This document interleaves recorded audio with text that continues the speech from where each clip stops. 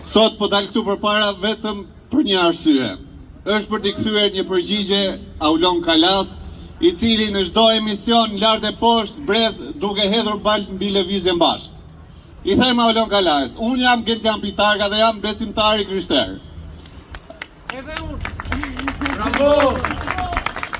Lëvizja bashkë, Aulon, nuk është as kisht dhe as xhami.